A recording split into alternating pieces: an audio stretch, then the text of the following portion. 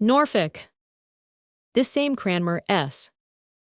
a worthy fellow, and hath ta'en much pain in the king's business. Suffolk. He has, and we shall see him. For it an archbishop. Norfolk. So I hear.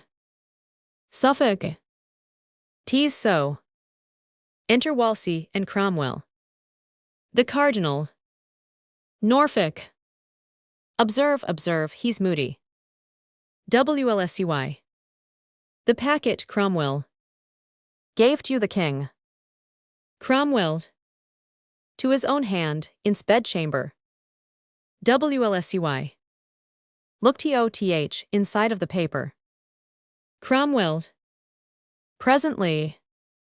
He did unseal them, and the first he viewed. He did it with a serious mind, a heed. Was in his countenance, you he bade. Attend him here this morning. WLSCY. Is he ready to come abroad? Cromwell. I think by this he is. WLSCY. Leave me a while. It shall be to the Duchess of Alençon. The French king's sister, he shall marry her. Anne Boleyn, no, I'll know Anne Boleyn's for him. There's more in't than fair visage, Boleyn. No will know Boleyn's, speedily I wish. To hear from Rome, the Marchioness of Pembroke. Norfolk. He's discontented. Suffolk. Maybe he hears the king. Does what is anger to him. Surrey. Sharp enough. Lord, for thy justice. WLSCY. The late queen's gentlewoman, a knight's daughter. To be her mistress, the queen's queen. This candle burns not clear, 'tis I must snuff it.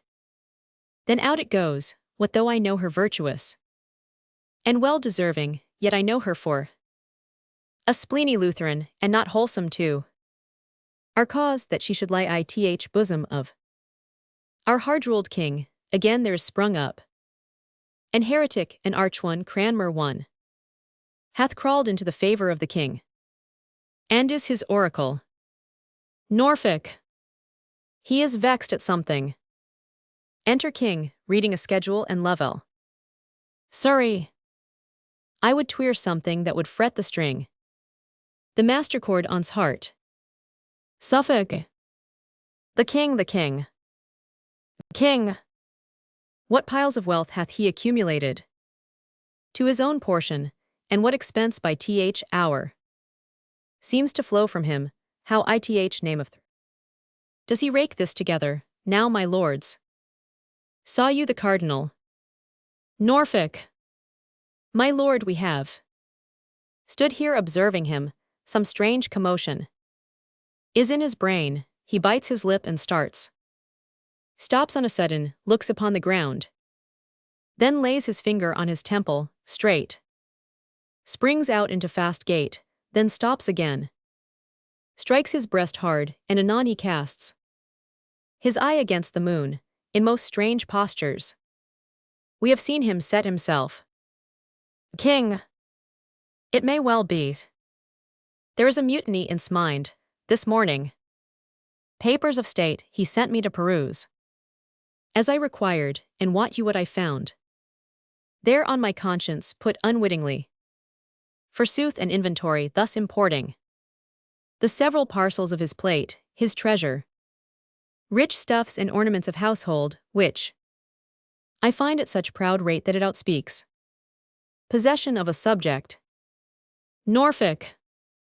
It's heaven's will. Some spirit put this paper in the packet to bless your eye withal. King. If we did think his contemplation were above the earth, and fixed on spiritual object, he should still dwell in his musings, but I am afraid his thinkings are below the moon, not worth his serious considering. King takes his seat, whispers Lovell, who goes to the cardinal. WLSCY. Heaven forgive me. Ever God bless your highness. King. Good my lord. You are full of heavenly stuff, and bear the inventory of your best graces in your mind, the which you are now running o'er. You have scarce time to steal from spiritual leisure a brief span, to keep your earthly audit, sure in that I deem you an ill husband, and am glad to have you therein my companion. WLSCY. Sir, for holy offices I have a time, to think upon the part of business which I bear ith state, and nature does require her times of preservation, which perforce I her frail son, amongst my brethren mortal, must give my tendance to. King, you have said well. WLSCY. And ever may your highness yoke together, as I will lend you cause, my doing, with my well saying. King, 'tis well said again. And 'tis a kind of good deed to say well. And yet words are no deeds. My father loved you. He said he did, and with his deed did crown his word upon you, since I had my office. I have kept you next my heart, have not alone employed you where high profits might come home, but pared my present havings to bestow my bounties upon you. WLSCY. What should this mean? Surrey. The Lord increase this business. King, have I not made you the prime man of the state? I pray you tell me if what I now pronounce you have found true. And if you may confess it, say withal, if you are bound to us or no, what say you? WLSCY. My sovereign, I confess your royal graces, showered on me daily, have been more than could my studied purposes requite, which went beyond all man's endeavors. My endeavors have ever come too short of my desires. Yet filed with my abilities, mine own ends have been mine, so that evermore they pointed to good of your most sacred person and the profit of the state, for your great graces heaped upon me, poor undeserver, I can nothing render but allegiant thanks.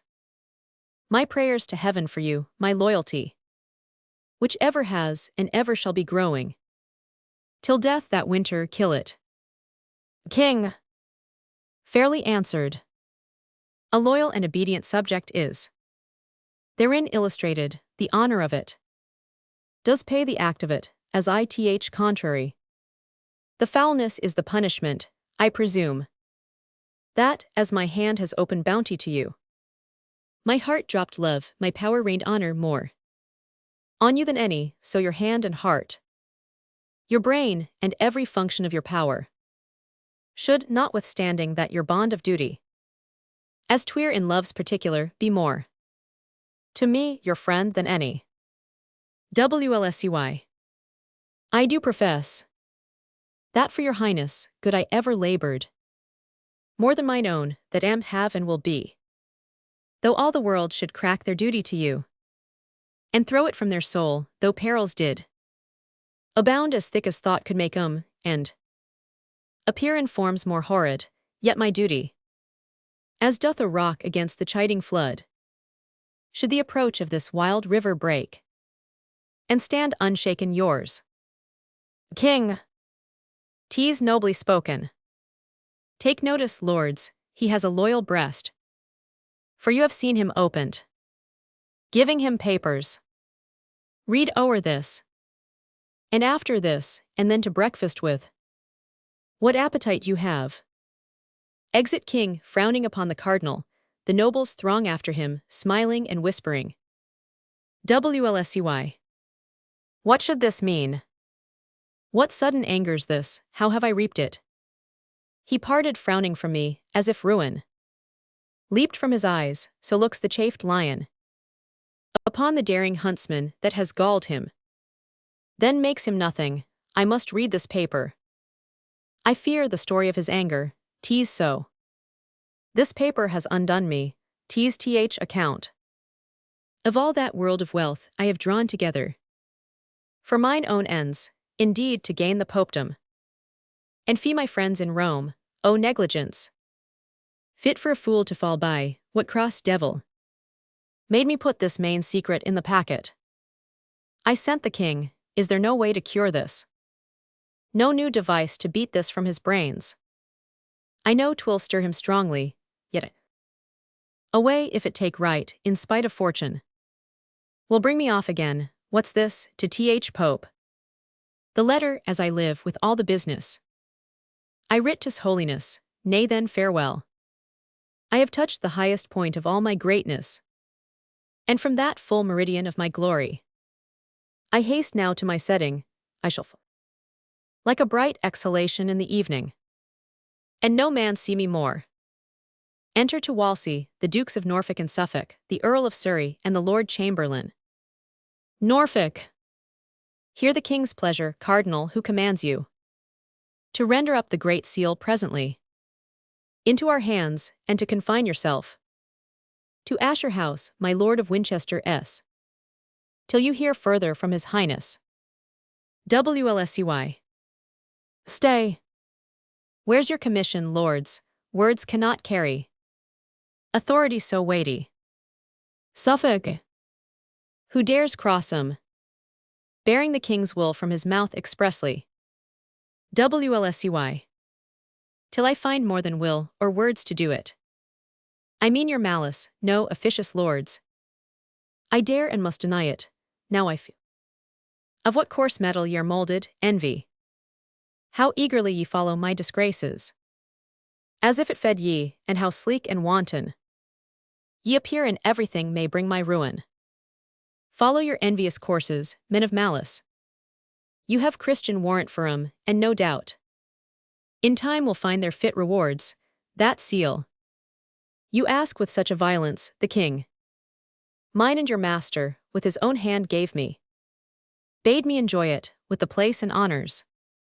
During my life, and to confirm his goodness. Tied it by letters patents, now who'll take it? Surrey. The king that gave it. WLSCY. It must be himself then. Surrey. Thou art a proud traitor, priest. WLSCY. Proud lord thou least. Within these 40 hours Surrey durst better have burnt that tongue than said so. Surrey. Thy ambition, thou scarlet sin, robbed this bewailing land of noble Buckingham, my father-in-law, the heads of all thy brother cardinals, with thee and all thy best parts bound together. Weighed not a hair of his, plague of your policy. You sent me deputy for Ireland, far from his succor, from the king, from all that might have mercy on the fault thou gav'st him, whilst your great goodness, out of holy pity, absolved him with an axe. WLSCY. This and all else this talking lord can lay upon my credit.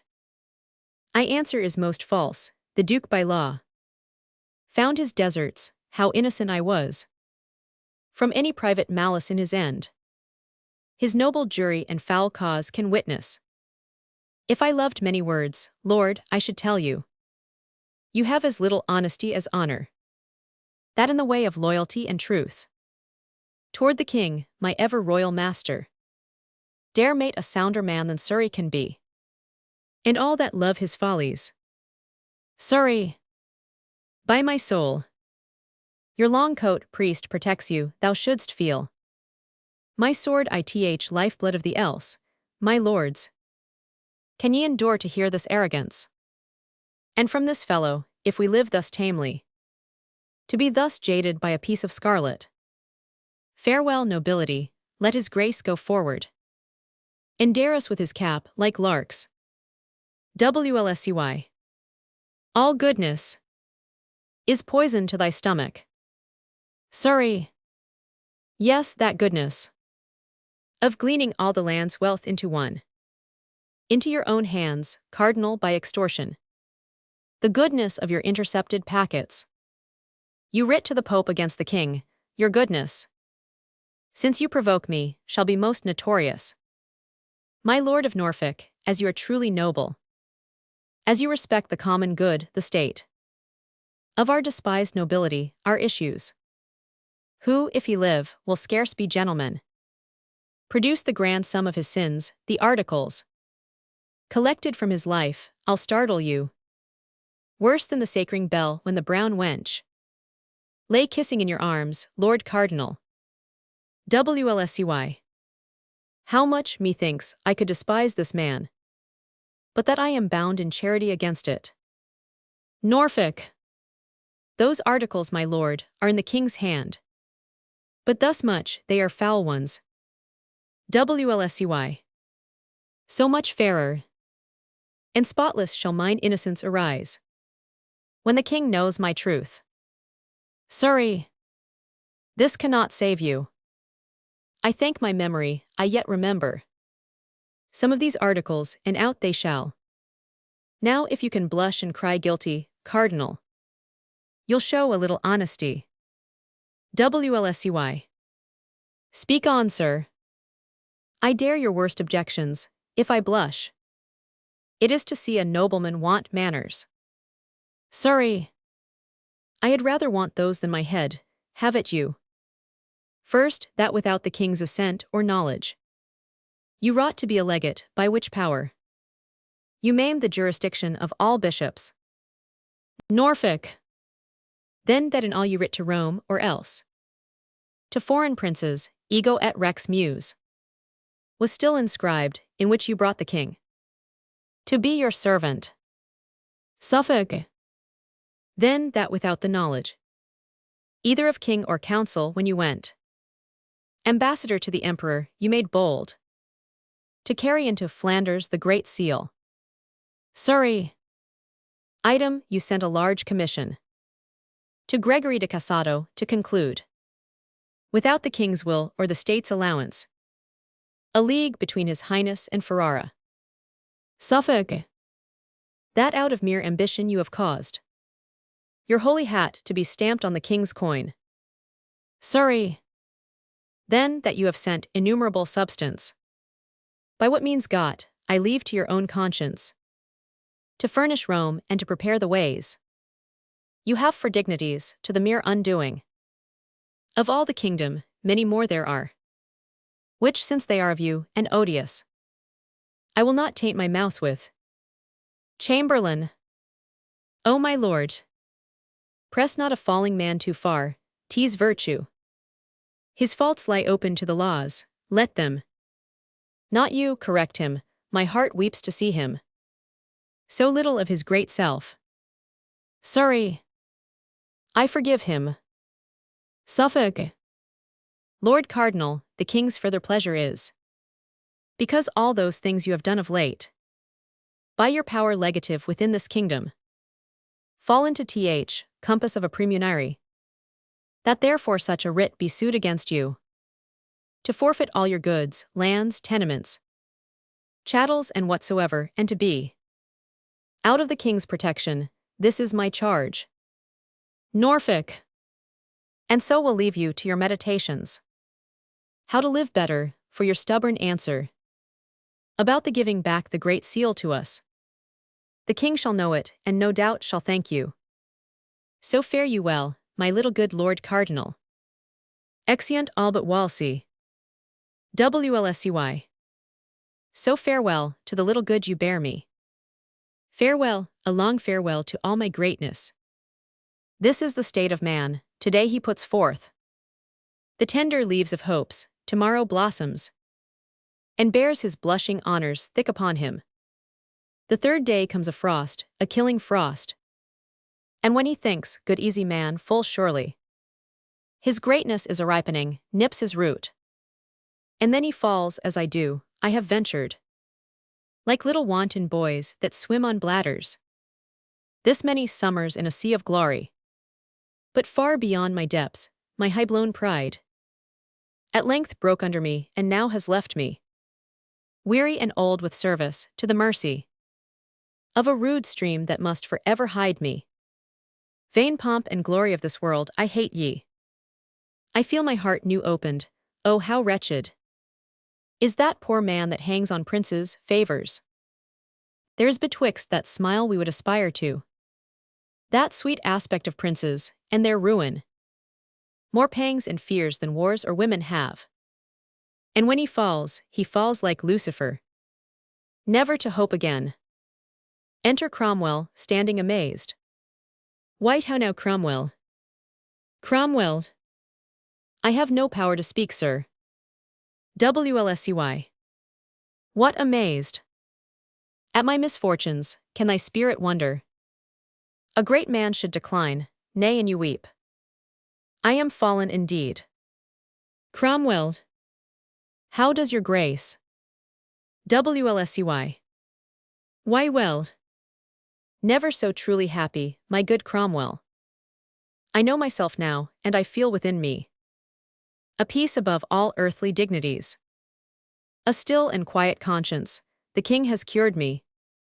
I humbly thank his grace, and from these shoulders, these ruined pillars, out of pity taken, a load would sink a navy, too much honor. Oh, 'tis a burden, Cromwell, 'tis a burden, too heavy for a man that hopes for heaven. Cromwell. I am glad your grace has made that right use of it. WLSCY. I hope I have, I am able now, methinks, out of a fortitude of soul I feel, to endure more miseries and greater far than my weak-hearted enemies dare offer. What news abroad? Cromwell. The heaviest and the worst is your displeasure with the king. WLSCY. God bless him. Cromwell. The next is that Sir Thomas More is chosen Lord Chancellor in your place. WLSCY. That's somewhat sudden. But he's a learned man, may he continue long in his highness, favor, and do justice. For truth's sake and his conscience that his bones, when he has run his course and sleeps in blessings, may have a tomb of orphans, tears wept on him. What more? Cromwell. That Cranmer is returned with welcome, installed Lord Archbishop of Canterbury. WLSCY. That's news indeed. Cromwell. Last, that the Lady Anne, whom the king hath in secrecy long married, this day was viewed in open as his queen, going to chapel, and the voice is now only about her coronation. WLSCY. There was the weight that pulled me down. O Cromwell. The king has gone beyond me, all my glories. In that one woman I have lost forever. No son shall ever usher forth mine honors, or gild again the noble troops that waited upon my smiles. Go get thee from me, Cromwell. I am a poor fallen man, unworthy now to be thy lord and master. Seek the king. That son, I pray, may never set. I have told him what and how true thou art. He will advance thee. Some little memory of me will stir him. I know his noble nature, not to let thy hopeful service perish too, good Cromwell. Neglect him not, make use now and provide for thine own future safety. Cromwell. O my lord. Must I then leave you, must I needs forego so good, so noble, and so true a master? Bear witness, all that have not hearts of iron, with what a sorrow Cromwell leaves his lord. The king shall have my service, but my prayers forever and forever shall be yours. WLSCY. Cromwell, I did not think to shed a tear in all my miseries, but thou hast forced me out of thy honest truth to play the woman. Let's dry our eyes, and thus far hear me, Cromwell. And when I am forgotten, as I shall be, and sleep in dull cold marble, where no mention of me more must be heard of, say, I taught thee. Say Wolsey, that once trod the ways of glory, and sounded all the depths and shoals of honor, found thee a way out of his wreck to rise in, a sure and safe one, though thy master missed it. Mark but my fall, and that ruined me. Cromwell, I charge thee, fling away ambition. By that sin fell the angels. How can man then, the image of his Maker, hope to win by it? Love thyself last, cherish those hearts that hate thee. Corruption wins not more than honesty. Still in thy right hand carry gentle peace. To silence envious tongues, be just and fear not. Let all the ends thou aim'st at be thy country, thy God, in truth, then if thou fall'st, O Cromwell, thou fall'st a blessed martyr. Serve the king, and prithee lead me in. There take an inventory of all I have. To the last penny, tease the king's, my robe. And my integrity to heaven is all. I dare now call mine own, O Cromwell, Cromwell. Had I but served my God with half the zeal I served my king, he would not in mine age have left me naked to mine enemies. Cromwell. Good sir, have patience. WLSCY. So I have, farewell. The hopes of court, my hopes in heaven do dwell. Act 4. Scene 1, A street in Westminster. Enter two gentlemen, meeting one another. First gentleman. You're well met once again. Second gentleman. So are you. First gentleman. You come to take your stand here and behold the Lady Anne pass from her coronation. Second gentleman. 'Tis all my business, at our last encounter. The Duke of Buckingham came from his trial. First gentleman. 'Tis very true, but that time offered sorrow. This general joy. Second gentleman. 'Tis well, the citizens, I am sure, have shown it full their royal minds. As let 'em have their rights, they are ever forward. In celebration of this day with shows, pageants, and sights of honor. First gentleman. Never greater. Nor I'll assure you, better taken, sir. Second gentleman. May I be bold to ask what that contains? That paper in your hand. First gentleman. Yes, 'tis the list of those that claim their offices this day. By custom of the coronation, the Duke of Suffolk is the first, and claims to be High Steward, next the Duke of Norfolk. He to be Earl Marshal, you may read the rest. Second gentleman. I thank you, sir, had I not known those customs, I should have been beholding to your paper. But I beseech you, what's become of Catherine, the Princess Dowager, how goes her business?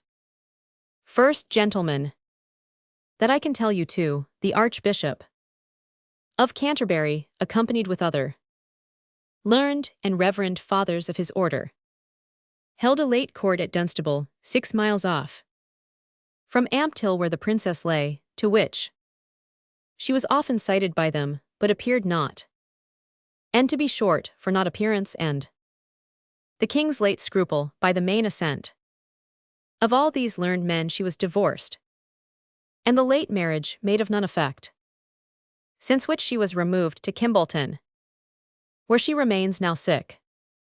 Second gentleman. Alas, good lady. The trumpets sound, stand close, the queen is coming. The order of the coronation. Exeunt, first passing over the stage in order and state, and then a great flourish of trumpets. Second gentleman. A royal train, believe me, these I know. Who's that bears the scepter? First gentleman. Marquis Dorset. And that the Earl of Surrey with the rod. Second gentleman. A bold, brave gentleman, that should be the Duke of Suffolk. First gentleman. 'Tis the same, High Steward. Second gentleman. And that my Lord of Norfolk. First gentleman. Yes. Second gentleman. Heaven bless thee. Thou hast the sweetest face I ever looked on. Sir, as I have a soul, she is an angel. Our king has all the Indies in his arms, and more and richer, when he strains that lady. I cannot blame his conscience. First gentleman. They that bears the cloth of honor over her are 4 barons of the Cinque Ports. Second gentleman. Those men are happy, and so are all are near her. I take it she that carries up the train is that old noble lady, Duchess of Norfolk. First gentleman. It is, and all the rest are countesses. Second gentleman. Their coronets say so, these are stars indeed. First gentleman. And sometimes falling ones. Second gentleman. No more of that. Exit the last of the procession. Enter a third gentleman. God save you, sir, where have you been broiling? Third gentleman. Among the crowds I.th. Abbey where a finger could not be wedged in more, I am stifled with the mere rankness of their joy. Second gentleman. You saw the ceremony. Third gentleman. That I did. First gentleman. How was it? Third gentleman. Well worth the seeing. Second gentleman. Good sir, speak it to us. Third gentleman. As well as I am able, the rich stream of lords and ladies, having brought the queen to a prepared place in the choir, fell off a distance from her, while her grace sat down to rest a while, some half an hour or so, in a rich chair of state, opposing freely the beauty of her person to the people. Believe me, sir, she is the goodliest woman that ever lay by man, which when the people had the full view of, such a noise arose as the shrouds make at sea in a stiff tempest, as loud and to as many tunes, hats, cloaks, doublets I think flew up and had their faces been loose this day they had been lost, such joy I never saw before, great-bellied women that had not half a week to go, like rams in the old time of war, would shake the press and make 'em reel before 'em. No man living could say this is my wife, there all were woven so strangely in one piece. Second gentleman. But what followed? Third gentleman. At length her grace rose, and with modest paces came to the altar, where she kneeled and saint-like cast her fair eyes to heaven, and prayed devoutly. Then rose again, and bowed her to the people. When by the Archbishop of Canterbury she had all the royal makings of a queen, as holy oil, Edward Confessor's crown, the rod and bird of peace, and all such emblems, laid nobly on her, which performed the choir, with all the choicest music of the kingdom, together sung Te Deum, so she parted, and with the same full state paced back again to York Place, where the feast is held. First gentleman. Sir, you must no more call it York Place, that's past. For since the Cardinal fell, that title s lost. 'Tis now the King s and called Whitehall. Third gentleman. I know it. But 'tis so lately altered that the old name is fresh about me. Second gentleman. What two reverend bishops were those that went on each side of the Queen? Third gentleman. Stokesley and Gardiner, the one of Winchester, newly preferred from the King's secretary. The other, London. Second gentleman. He of Winchester is held no great good lover of the Archbishop s. The virtuous Cranmer. Third gentleman. All the land knows that. However, yet there is no great breach, when it comes. Cranmer will find a friend will not shrink from him. Second gentleman. Who may that be, I pray you? Third gentleman. Thomas Cromwell.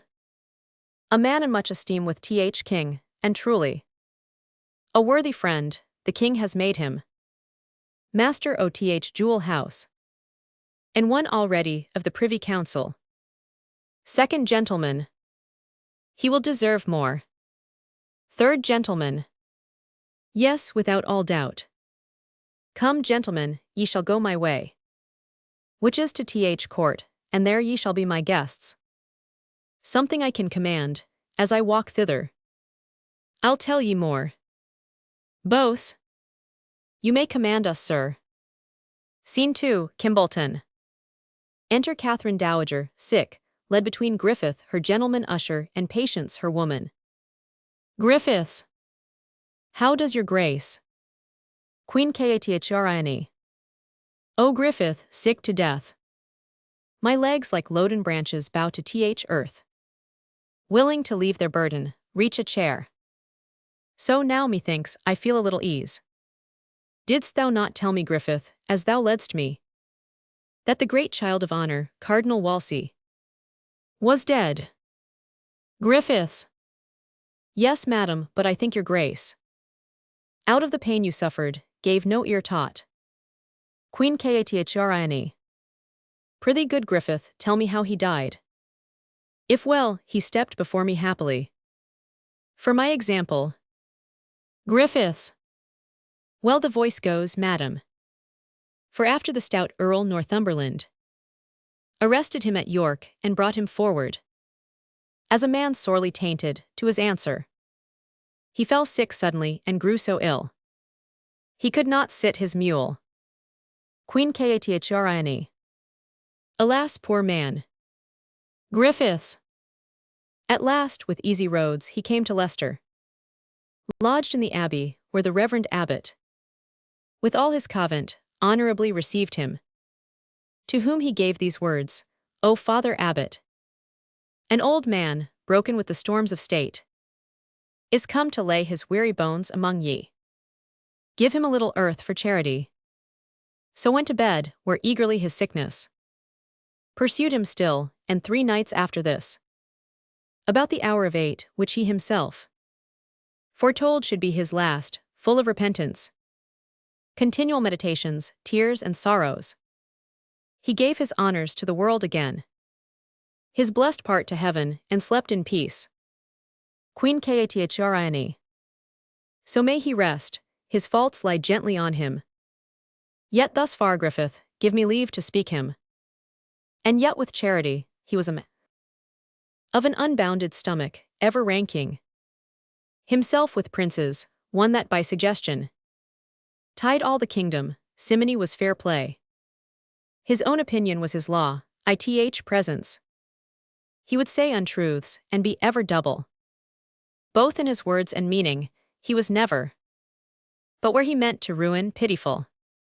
His promises were, as he then was, mighty, but his performance, as he is now, nothing. Of his own body he was ill, and the clergy ill example. Griffiths! Noble madam, men's evil manners live in brass, their virtues we write in water. May it please your highness to hear me speak as good now. Queen Cathrine. Yes, good Griffith. I were malicious else. Griffiths! This cardinal, though from an humble stock, undoubtedly, was fashioned to much honor. From his cradle he was a scholar, and a ripe and good one, exceeding wise, fair-spoken and persuading, lofty and sour to them that loved him not, but to those men that sought him, sweet as summer. And though he were unsatisfied in getting, which was a sin, yet in bestowing, madam, he was most princely. Ever witness for him those twins of learning that he raised in you, Ipswich and Oxford, one of which fell with him, unwilling to outlive the good that did it. The other, though unfinished, yet so famous, so excellent in art, and still so rising, that Christendom shall ever speak his virtue. His overthrow heaped happiness upon him.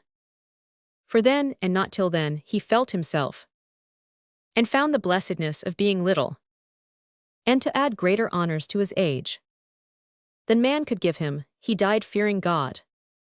Queen Cathrine. After my death, I wish no other herald, no other speaker of my living actions, to keep mine honor from corruption, but such an honest chronicler as Griffith, whom I most hated living. Thou hast made me, with thy religious truth and modesty. Now in his ashes honor, peace be with him. Patience, be near me still, and set me lower. I have not long to trouble thee, good Griffith. Cause the musicians play me that sad note I named my knell, whilst I sit meditating On that celestial harmony I go to. Sad and solemn music. Griffiths. She is asleep. Good wench, let's sit down quiet. For fear we wake her. Softly, gentle patience. The vision. Enter, solemnly tripping one after another, 6 personages, clad in white robes, wearing on their heads garlands of bays and golden vizards on their faces, branches of bays or palm in their hands. They first conjure unto her, then dance. And at certain changes, the first 2 hold a spare garland over her head, at which the other 4 make reverent curtsies. Then the 2 that held the garland deliver the same to the other next 2, who observe the same order in their changes, and holding the garland over her head, which done, they deliver the same garland to the last 2, who likewise observe the same order. At which, as it were by inspiration, she makes in her sleep signs of rejoicing and holdeth up her hands to heaven, and so in their dancing, vanish, carrying the garland with them. The music continues. Queen Cathrine. Spirits of peace, where are ye? Are ye all gone? And leave me here in wretchedness behind ye. Griffiths. Madam, we are here. Queen Cathrine. It is not you I call for. Saw ye none enter since I slept? Griffiths. None, madam. Queen Cathrine. No, saw you not even now a blessed troop? Invite me to a banquet, whose bright faces cast 1,000 beams upon me like the sun. They promised me eternal happiness, and brought me garlands, Griffith, which I feel I am not worthy yet to wear. I shall assuredly. Griffiths. I am most joyful, madam, such good dreams possess your fancy. Queen Cathrine. Bid the music leave. They are harsh and heavy to me. Patience. Do you note how much her grace is altered on the sudden? How long her face is drawn, how pale she looks. And of an earthly cold, mark her eyes. Griffiths. She is going, wench, pray, pray. Patience. Heaven comfort her. Enter a messenger. Messenger. Aunt like your grace. Queen Cathrine. You are a saucy fellow. Deserve we no more reverence. Griffiths. You are to blame. Knowing she will not lose her wonted greatness. To use so rude behavior, go to kneel. Messenger. I humbly do entreat your highness pardon. My haste made me unmannerly, there is staying a gentleman, sent from the king to see you. Queen Cathrine. Admit him entrance, Griffith, but this fellow let me ne'er see again. Enter Lord Caputius. If my sight fail not, you should be Lord Ambassador from the Emperor. My royal nephew, and your name Caputius. Caputius. Madam, the same, your servant. Queen Cathrine. O my lord. The times and titles now are altered strangely. With me since first you knew me, but I pray you, what is your pleasure with me? Caputius. Noble lady. First mine own service to your grace, the next the king's request that I would visit you, who grieves much for your weakness, and by me sends you his princely commendations, and heartily entreats you take good comfort. Queen Cathrine. O my good lord, that comfort comes too late. 'Tis like a pardon after execution.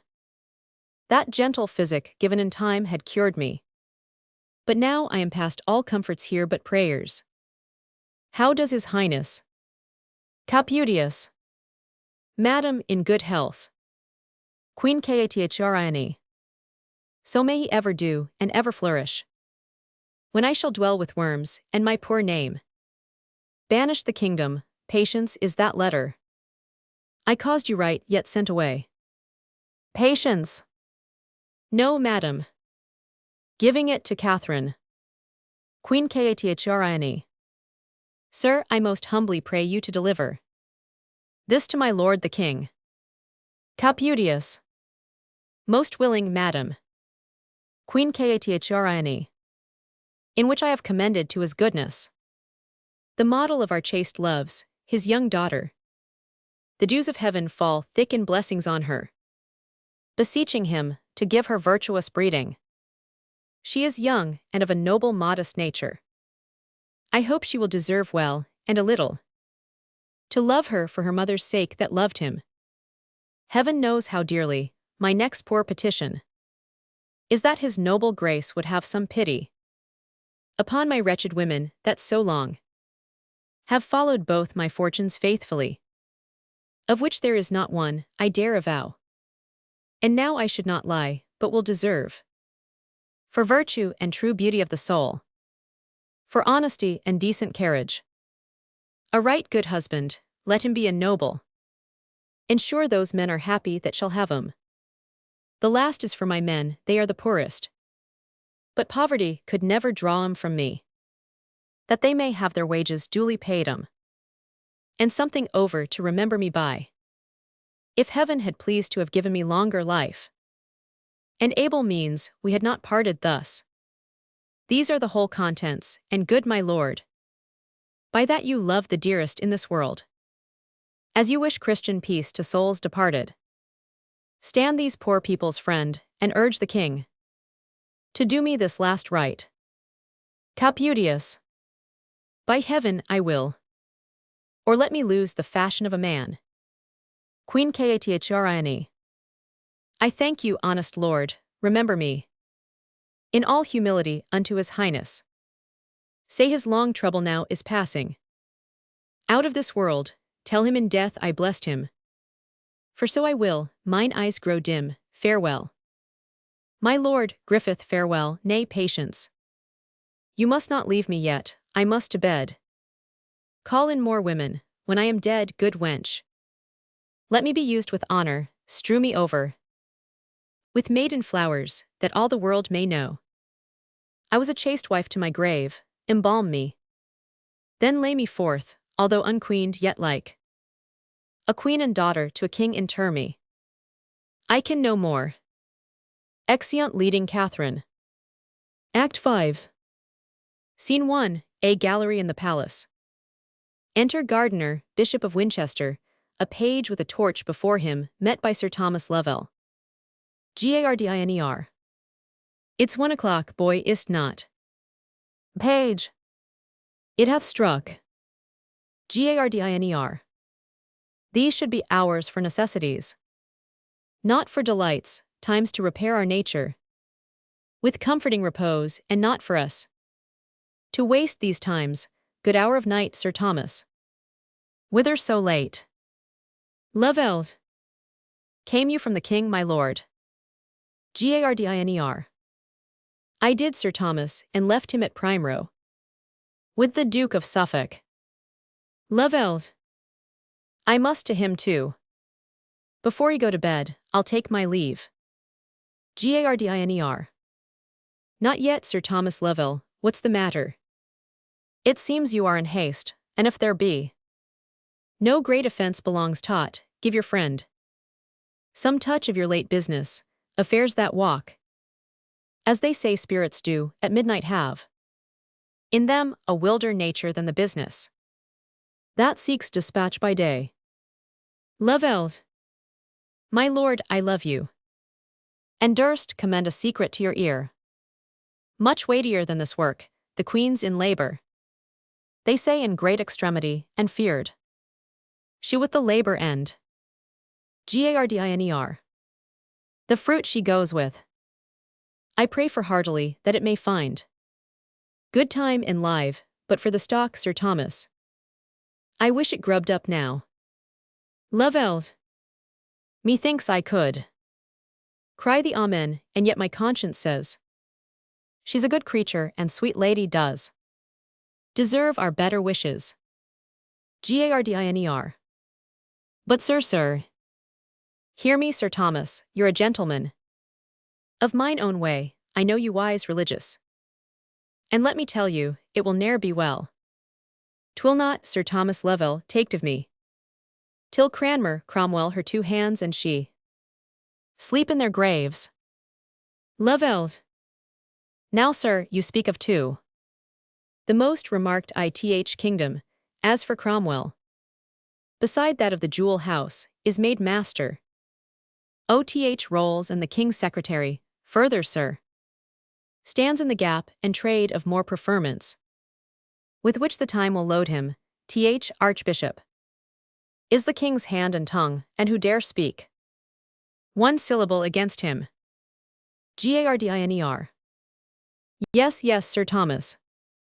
There are that dare, and I myself have ventured to speak my mind of him, and indeed this day, sir, I may tell it you I think I have incensed the Lords OTH Council, that he is.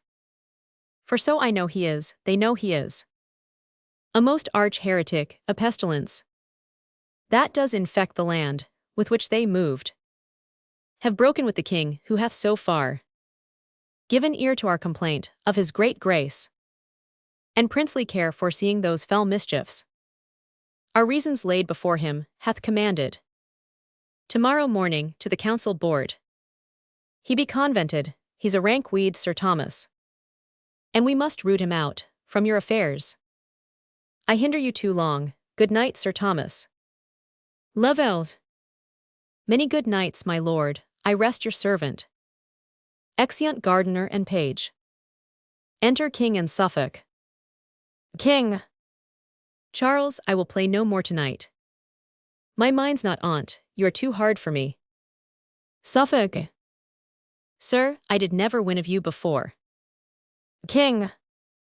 But little Charles. Nor shall not, when my fancy's on my play. Now Lovell, from the Queen, what is the news? Lovell.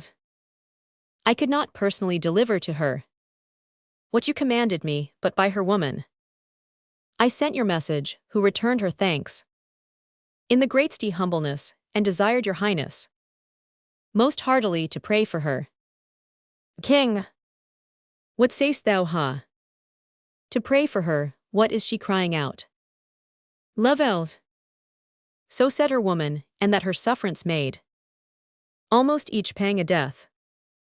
King. Alas, good lady. Suffolk. God safely quit her of her burden, and with gentle travail, to the gladding of your highness with an heir. King. 'Tis midnight, Charles. Prithee to bed, and in thy prayers remember a state of my poor queen. Leave me alone, for I must think of that which company will not be friendly to. Suffolk. I wish your highness a quiet night, and my good mistress will remember in my prayers. King. Charles, good night. Enter Sir Anthony Denny. Well, sir, what follows? Denny. Sir, I have brought my lord the archbishop, as you commanded me. King. Ha, Canterbury. Denny. I, my good lord. King. 'Tis true, where is he, Denny? Denny. He attends your highness' pleasure. King. Bring him to us. Lovell. This is about that which the bishop spake. I am happily come hither. Enter Cranmer and Denny. King. Avoid the gallery, Lovell seems to stay. Ha, I have said, be gone. What? Exeunt Lovell and Denny. Cranmer. I am fearful, wherefore frowns he thus? 'Tis his aspect of terror, all's not well. King. How now, my lord, you do desire to know wherefore I sent for you? Cranmer. It is my duty. Attend your highness' pleasure. King. Pray you arise.